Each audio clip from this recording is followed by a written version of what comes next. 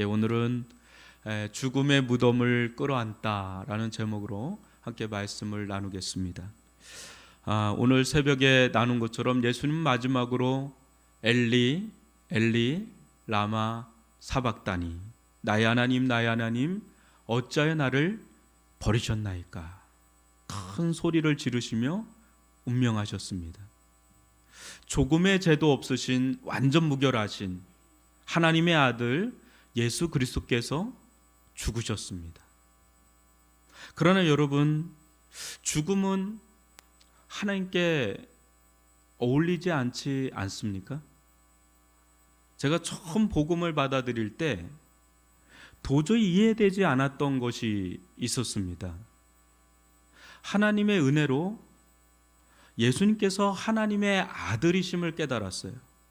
즉 하나님이심을 깨달았어요. 그런데 그 다음이 도저히 이해가 되지가 않는 겁니다. 제 머리로는. 어떻게 하나님이 나를 위해 죽을 수 있지? 예수님은 하나님의 아들이요 하나님이신데 하나님이 어떻게 나를 위해 죽으실 수 있지?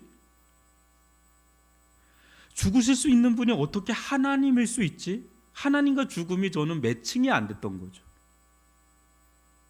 근데 복음이 제 안에, 제 마음속에서 역사하기 시작할 때 이 두 가지 사실이 충돌하면서 제 안에 이 복음이 더 강력하게 역사를 하게 됐는데, 계속해서 충돌은 그거죠. 예수님은 하나님이시다, 그것과 아니 어떻게 하나님이신 그분이 죽으실 수 있지? 그것도 나 같은 자를 위해? 이 두 가지가 계속 충돌을 하는 가운데 놀라운 것은 도저히 이해할 수 없는 이 두 가지 사실이 제 마음에 저항할 수 없이 그냥 믿어지는 거예요. 충돌을 하는데 믿어지는 겁니다. 예수님은 하나님의 아들 하나님이신데 그분이 나를 위해 죽을 이유도 없고 하나님은 죽을 수가 없는 분이 하나님인데 복음이 제 안에서 역사하기 시작하니까 그게 또 믿어져요. 신기하죠. 그 순간 이해할 수 없는 이 상황이 이해할 수 없는 사랑으로 변해서 폭포수처럼 제 영혼에 막 밀려 들어오는데, 이해할 수 없는 만큼 이해할 수 없는 사랑으로 변해서 제 영혼을 감싸 안는데 거기서 다 녹아져 버리는 거예요. 이해할 수 없는 하나님의 사랑이 예수를 죽게 했구나. 거기 그냥 녹아져 버리는 거예요. 신적인 사랑에 임한 거죠. 사랑하는 성도 여러분, 예수님은 완전한 인간의 몸으로 오셔서 십자가에 죽으셨고 무덤에 묻히셨습니다. 우리는 이를 매주 예배 때마다 고백을 하죠. 언제 고백하죠? 사도신경 때 장사 지낸 바 되었다가 매주 고백합니다. 오늘은 예수님의 장사 지냄이 무엇을 의미하는지 함께 살펴보면서 죽음의 무덤을 끌어안으신 예수의 십자가 복음의 은혜를 깊이 깨닫는 복된 시간이 되기를 주님의 이름으로 축원합니다. 여러분 57절을 보십시오. 저물었을 때에 아리마대의 부자 요셉이라는 사람이 왔으니 그도 예수의 제자라. 이날은 안식일 전날인 금요일입니다. 그래서 이날을 보통 성금요일이라 부릅니다. 오늘 그래서 성금요일이라고 하죠. 이때 예수님의 숨은 제자 아리마대 사람 요셉이 빌라도 총독을 찾아왔습니다. 아리마대 요셉은 모든 복음서에 기록된 보기 드문 인물입니다. 거의 유일한 인물이. 우선 이 자는 마태복음에서는 꽤 부자라고 나옵니다. 그런데 마가복음에 의하면 이 자는 존경받는 사내들인 공예은이었고 하나님의 나라를 사모하며 기다리는 믿음의 사람이라고 나옵니다. 또 누가복음에는 선하고 의로운 사람이며 예수님의 사형 투표에 찬성하지 않은 자로 나옵니다. 마지막으로 요한복음에는 처음에는 예수의 제자인 것을 두려워하였다가 그래서 숨겼다가 후에 예수님께서 십자가에 죽으신 것을 보고 용기 내어 자신을 드러냈다고 나옵니다. 사도문서 저자들 모두 이 자를 언급한 이유가 뭘까요? 예수의 진정한 제자는 누구인가? 그것을 알리기 위함입니다. 지금 이 순간 12제자는 없거든요. 증발하고 없어요. 근데 아리마대 사람 요셉이 등장합니다. 아마도 사복음서 저자들 모두 이 자를 언급하면서 부끄러워했을 겁니다. 특히 요한과 마태는 12제자 중에 있었던 자라 기록하면서도 부끄러웠을 거예요. 그만큼 지금의 상황은 매우 위험천만한 상황이잖아요. 방금 예수를 죽였는데 그의 제자라고 커밍아웃한다? 그거는 굉장히 위험하죠. 그럼에도 아르마대 사람 요셉이 예수의 시신을 수습하여 장례를 치른 이유가 무엇일까요? 예수님의 시신은 아직까지 골고다 십자가 위에 있습니다. 예수님은 오후 3시경에 죽으셨습니다. 그러나 조금 뒤인 오후 6시부터 안식일이 시작됩니다. 여러분 유대 시간은 다른 거 아시죠? 저녁부터 그날이 시작하는 거. 그러니까 3시간 뒤면 안식일이면서 6월절입니다. 이대로라면 예수의 시신은 십자가 위에 방치될 위기에 처해 있는 거죠. 왜냐 안식일에는 일을 하지 않으니까. 여러분 십자가에 방치될 경우 당시 십자가가 그리 높지 않았다고 그래요. 그런 들짐승이 확 뛰어 올라서 뜯어 먹거나 새들이 시신을 훼손했다고 합니다. 지금 3시간밖에 안 남은 거예요. 하나님은 예수님의 죽음의 상태 또 그 이유까지 예언을 미리 하셨는데 여러분 시편 34편 19절로 20절을 보십시오. 의인은 고난이 많으나 여호와께서 그의 모든 고난에서 건지시는도다. 그의 모든 뼈를 보호하시며 그 중에서 하나도 꺾이지 아니하도다. 그래서 예수님은 뼈가 꺾이지 않으세요. 보통 뼈를 꺾어서 일찍 죽이거든요. 근데 예수님은 꺾지 않고 죽으셨어요. 이게 응답된 거죠. 또 이사야서 53장 9절 보면 그는 강포를 행하지 아니하였고 그의 입에 거짓이 없었으나 그의 무덤이 악인들과 함께 있었으며 그가 죽은 후에 누구와 함께 있었도다? 부자인 아리마대 요셉과 함께 있었던. 그게 다 지금 응답이 되고 있는 과정에 있어요. 여러분 예수님은 시신이 손상되면 안 되도록 예언된 분이에요. 그런데 아리마대 사람 요셉은 하나님께서 예비하신 그 제자인 거예요. 시신이 훼손되지 않도록 준비된 제자인 거죠. 그는 당시 부자들이나 가지고 있을 무덤 자리를 기꺼이 예수님께 내어줘서 그의 시신이 조금도 훼손되지 않도록 목숨을 걸고 지켜낸 숨은 제자였습니다. 여러분 우리가 쉽게 놓치기 쉬운 또 착각하기 쉬운 것이 있습니다. 평상시 주목받고 또 큰 소리치고 눈에 띄던 자들이 결정적인 순간에 되려 배반하거나 사라지고 없다는 거예요. 12제자가 없어요. 오히려 평상시 눈에 띄지도 않았죠. 아리마대 사람 요셉 여러분 이전에 잘 나타난 사람이 아닙니다. 있는지 없는지도 모르는 이들이 결정적인 순간에 드러나는 것을 아리마대 사람 요셉을 통해 볼 수가 있습니다. 이자도 처음에는 감히 예수의 제자임을 드러내지 못했죠. 그러나 십자가에서 당당하게 죽으신 예수님을 보고 용기를 내서 거침없이 제자로서 커밍아웃을 한 것을 보면 그는 시간이 갈수록 믿음이 더 좋아진 그런 케이스라는 것을 보여줍니다. 이런 사람이 정말 하나님의 나라를 기다리는 자요 예수의 신실한 제자다. 처음에는 부족할지 모르지만 나중에 정말 결정적인 순간에 자신의 믿음을 드러내는 사람. 사랑하는 성도 여러분,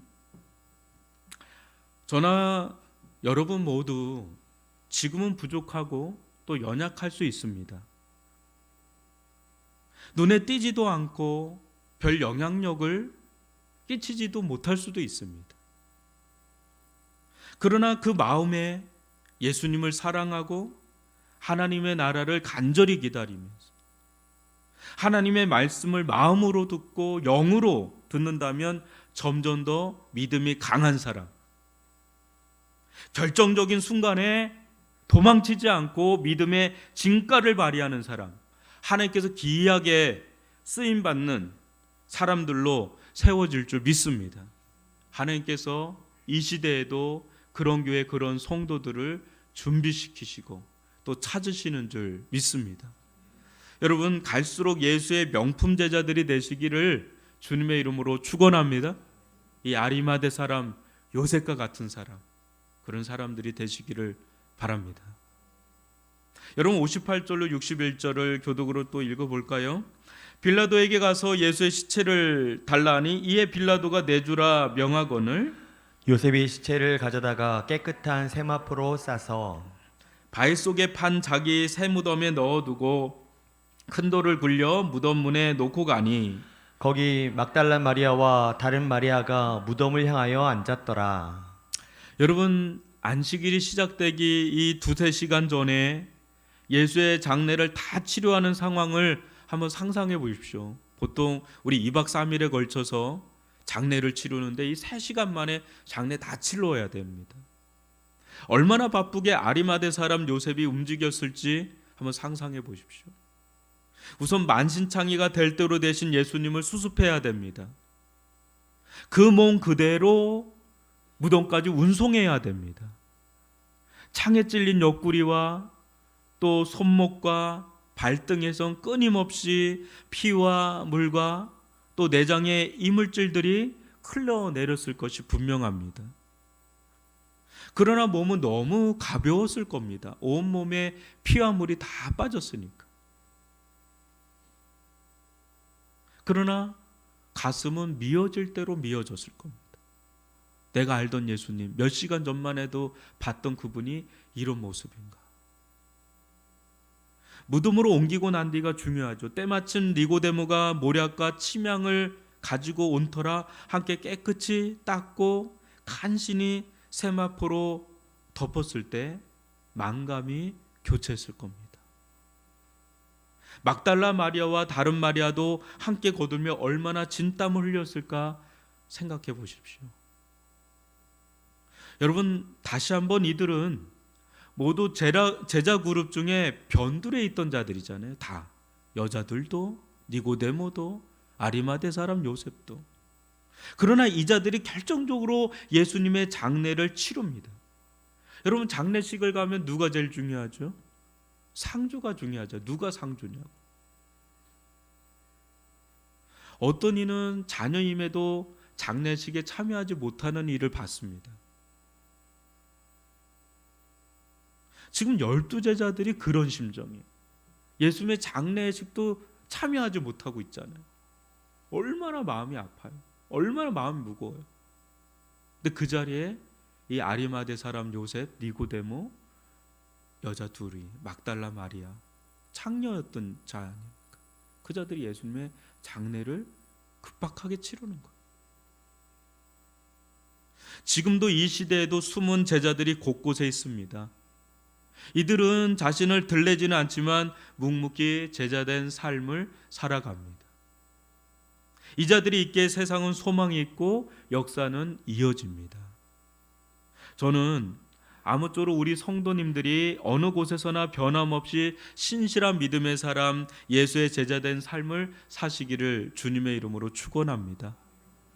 교회에서만 열심히 자주 나오는 분들이 믿음이 좋은 분들만 있는 게 아니라요, 교회는 자주 못 나오는 평신도들 가운데 얼마나 그곳에서 믿음의 분투를 하고 신실하게 사는지 저는 우리 성도들의 면면을 좀 봅니다. 참 요새같이 사는구나. 아마 여기 계신 분들도 지금 교회를 새벽에는 나왔지만 또 새벽에도 못 나와서 있었지만 또 일선에서 일터에서 일하다가 지금 나오신 여러분도 아마 믿음으로 사시다가 이 자리에 온 줄 믿습니다. 여러분들이 아리마대 사람 요셉과 같은 제자들입니다. 결정적인 순간에 여러분들의 믿음은 진가를 발휘할 줄 믿습니다. 이게 진짜입니다. 세상에서 정말 믿음으로 사는 사람, 그 사람이 진짜 숨은 제자고 진짜 제자예요. 어떻게 보면 저 같은 사람이 소리는 뻥뻥 치는데 허당일 수도 있는 거예요. 여러분 61절로 64절을 보십시오. 교독을 한번 읽어볼까요?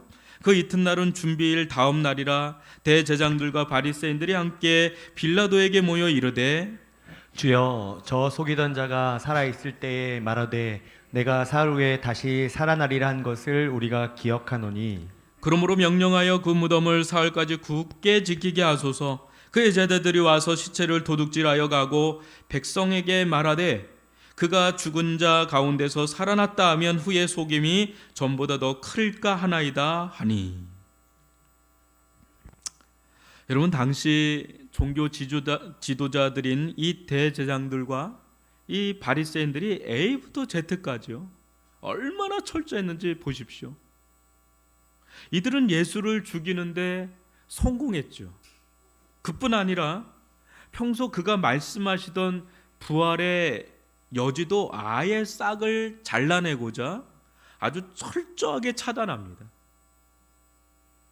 이들은 예수님의 말씀을 불신했죠. 근데 여러분 자세히 보면 이들보다 예수님의 말씀에 예민한 자들이 없어요. 너무 민감하게 반응해요. 제자들보다 더 민감하고 더 예민하게 반응해요. 혹시나 또 이렇게 예수님의 부활을 이렇게 하지는 않을까, 저렇게 하지는 않을까, 어떻게든지 그걸 끊어내야 되겠다, 이렇게 오만 가지 생각을 하는 사람은 제자 그룹이 아니라 이 종교 지도자들 그룹이에요. 여러분 이 자들은 참 안타까운 자들이죠. 방향만 하나님의 말씀을 받아들이는 쪽으로 방향만 잘 틀었으면 얼마나 귀하게 쓰임 받을 수 있는 자들이에요. 근데 예수님의 말씀을 부인하고 불신하는, 대적하는 쪽으로 그것을 틀었을 때 원수 노릇밖에 하지를 못하고 있는 너무나 안타까운 모습을 보게 됩니다. 그러나 이들과 빌라도의 대화 속에 우리가 확신할 수 있는 게 있죠. 여러분 뭐죠? 뭘 확신할 수 있을까요? 이들의 대화 속에 빌라도 또 종교지도도 막 얘기를 합니다. 예수님이 완전히 죽었다는 사실을 확신할 수가 있습니다. 누구나 아는 무덤에 확실히 묻혔다는 사실을 우리는 또 확신할 수가 있죠. 예수는 완전히 죽었고 예수는 완전히 무덤에 묻혔다는 것을 이들의 대화 속에서 우리는 확신할 수가 있죠.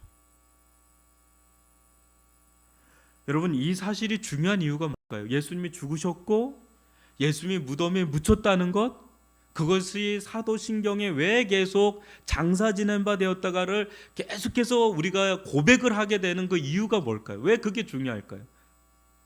여러분 고린도전서 15장 3, 4절을 보십시오.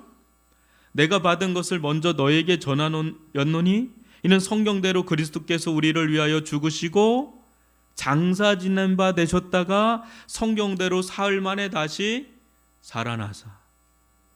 성경대로 죽으시고 성경대로 장사 지낸 바 되셨다가 성경대로 사흘 만에 다시 살아나사. 여러분 예수 그리스도의 장사 지냄은 무엇대로 된 거예요? 죽어서 된 게 아니라, 물론 죽어서 된 거지만 뭐 때문에 된 거예요? 성경대로 된 거예요. 이 사실이 중요한 이유는 예수님께서 죽으사 십자가에 무덤에 묻힌 것처럼 보이지만은 겉으로 볼 때는, 그죠? 근데 실상은 뭐라는 거예요? 실상은 뭐예요? 예수님께서 죽음도 무덤도 끌어안으셨다는 것을 보여주는 대목이에요. 무슨 말입니까? 예수님은 십자가에서 죽지 않을 수도 있으셨죠. 그러나 자기의 원대로 하지 않으시고 하나님의 뜻대로, 하나님의 원대로 순종하셨습니다. 그때 예수님은 하늘과 땅의 모든 권세를 포기하시고 사람들의 손에 내어 맡기셨고 십자가에 못 박혀 죽는데 자신을 내어주셨습니다. 겉으로 볼 때는 누군가에 의해서 죽임을 당한 것 같지만 아니에요. 자신을 내어주신 거예요. 그때 수많은 것들을 끌어안은 겁니다. 가룟 유다의 배반, 베드로의 부인, 성난, 백성들의 그 함성, 본디오 빌라도 다 수치, 그걸 다 끌어안으신 거예요. 그러나 그게 최종 목적지는 아닙니다. 예수님께서 이 십자가의 길을 가는 길목의 모든 여정 가운데 최종 목적지는 뭐죠? 죽음이에요. 죽음이 최종 목적지입니다. 좀 더 노골적으로 얘기하면 이 죽음을 확실하게 끌어안았다는 그 증거가 그럼 뭐예요? 그게 무덤인 거예요. 무덤에 들어가야 완전 끝난 거잖아요. 장사를 지내야 완전히 죽었다는 게 확인이 되잖아요. 여러분 가족 중에 누군가 돌아가시는 소천하신 분이 있다면 경찰에 신고해서 다 그 띄어야 되잖아요. 장례를 치르면 그걸로 끝난 겁니다. 아, 진짜 완전히 죽었구나. 그겁니다. 여러분, 예수님은 인류의 가장 큰 적인 사망마저 끌어안으셨습니다. 왜 그렇죠? 죄뿐 아니라 사망까지 끌어안으셔야 최종 저주가 끊어지고 완전한 구원이 이루어지기 때문입니다. 여러분, 사망은 무엇입니까? 사망이 왜 이 세상에 들어왔죠? 왜 이렇게 사망이 활개를 치고 다니죠? 왜 우리는 사망을 두려워하죠? 이유는 하나예요, 여러분. 죄 때문에 들어온 거죠. 여러분, 로마서 6장 23절 보니까 죄의 싹은 사망이요 하나님의 은사는 그리스도 예수 우리 주 안에 있는 영생이니라. 사는 성도 여러분, 죄가 해결되지 않은 이상 사망은 사라지지 않습니다. 죄와 사망은 언제나 짝을 같이 합니다. 사망의 하수인인 질병은 죄송하지만 이 세상에 죄가 사라지지 않는 이상 사라지지 않아요, 여러분. 그래서 의사가 많은 거예요, 여러분. 우리 영석 형제도 있지만 여러분, 죄가 사라지지 않는 이상 제가 예언을 하겠습니다. 병원은 사라지지 않습니다. 그러나 여러분 알죠? 병원이나 의사는 진정한 구원자는 아니잖아요. 미봉책이잖아요. 진정한 구원은 모든 인류의 악이요 고통의 원인자인 죄와 사망을 없애야 됩니다. 이 죄를, 이 사망을 다 끌어안으신 이가 바로 우리 구주 예수 그리스도이신 줄 믿습니다. 여러분, 지금 예수님께서 죽으신 것을 개인적인 죽음으로 봐서는 안 됩니다. 예수님께서 온 인류의 죄를 짊어지고 십자가에서 죽으신 것처럼 그에게 임한 사망은 그 개인적인 사망이 아니라 온 인류에게 임할 사망을 지금 끌어안으신 거예요. 예수는 온 인류의 죄뿐 아니라 온 인류의 사망마저 담당하시고 그 결과 무덤에 완전히 묻힌 것입니다. 조금의 하자나 실패 없이 확실하게 죽음을 끌어안으셨다. 이는 온 인류의 죄가, 온 인류의 사망이 예수님과 한 몸을 이루었다는 것이 더 정확한 표현입니다. 이를 믿으시기 어렵겠지만 예수님께서 죽으신 것이 사실이라면, 예수님께서 무덤에 갇힌 것이 사실이라면 죄와 사망이 예수님과 함께 죽고 묻혔다는 것을 믿으시기를 바랍니다.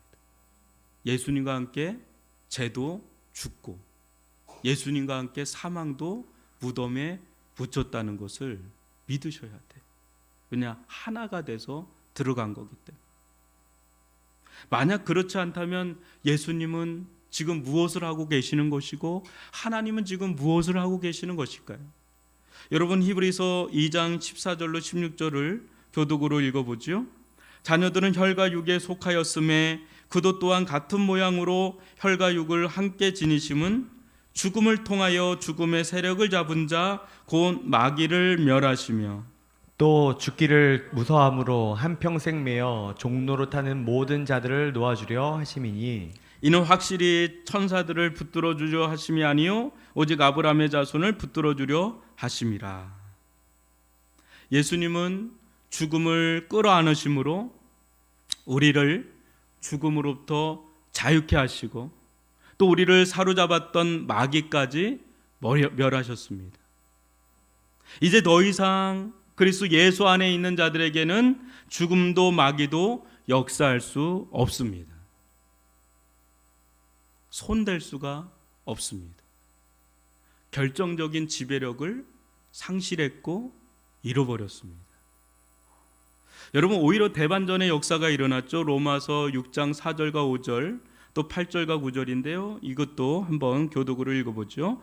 그러므로 우리가 그의 죽으심과 합하여 세례를 받음으로 그와 함께 장사되었나니 이는 아버지의 영광으로 말미암아 그리스도를 죽은 자 가운데서 살리신과 같이 우리 또한 새 생명 가운데서 행하게 하려 함이라. 만일 우리가 그의 죽으심과 같은 모양으로 연합한 자가 되었으면 또한 그의 부활과 같은 모양으로 연합한 자도 되리라. 만일 우리가 그리스도와 함께 죽었으면 또한 그와 함께 살 줄을 믿노니 이는 그리스도께서 죽은 자 가운데서 살아나셨음에 다시 죽지 아니하시고 사망이 다시 그를 주장하지 못할 줄을 아미로라. 아멘. 죄와 사망 덩어리인 우리를 예수님께서 끌어안으시사 대신 죽으시고 대신 무덤에 갇힘으로 해결해 주셨습니다. 나아가 예수 그리스도께서 우리를 끌어안은 채로 다시 부활하심으로 우리 또한 장차 예수님과 같은 몸으로 부활하게 되었습니다. 하나님을 향하여 죽었던 자들이 예수 그리스도의 은혜로 하나님을 향하여 산 자들이 돼서 이렇게 예배도 드리고 주님 앞에 말씀도 듣고 기도도 하고 이렇게 살아있는 자들이 된 그 속에는 예수의 부활의 생명이 우리 안에 들어왔기 때문에 가능한 일이죠. 이제 그리스도 예수 안에 있는 자들에게는 은혜의 성령이, 생명의 성령이 결정적인 지배력을 행사하고 있죠. 이 모든 것이 우리를 대신해 죽음은 십자가로 죽이시고